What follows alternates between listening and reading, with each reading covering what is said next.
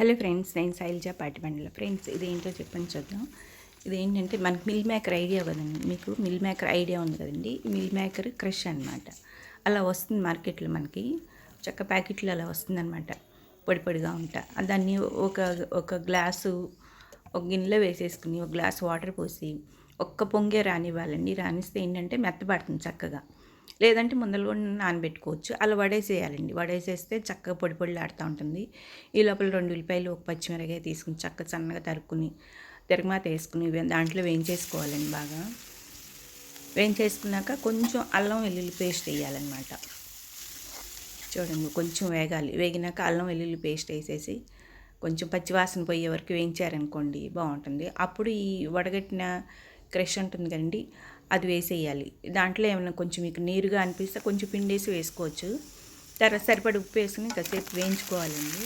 వేయించుకున్నాక బాగా కొద్దిగా వేగాలి. ఎందుకంటే దాంట్లో ఏమైనా కొంచెం వాటర్ ఉన్నా పోతుంది. కొంచెం వేగాలి. ఎక్కువ మరీ వేగనివ్వకూడదండి. కొంచెం వేగినాక ఉప్పు వేసాం కదా, కారము మసాలా వేసేయాలి. వేసేసి వేయించి ఒక 5 నిమిషాల నుంచి తీసేయాలి. మన దగ్గర కొత్తిమీర ఉంటే కొత్తిమీర చల్లుకుని గార్నిష్ చేసుకుంటే బాగుంటుంది. చూడండి, అచ్చం మీకు ఎలా అనిపిస్తుంది? కైమ కూరలాగా అనిపిస్తుంది కదా.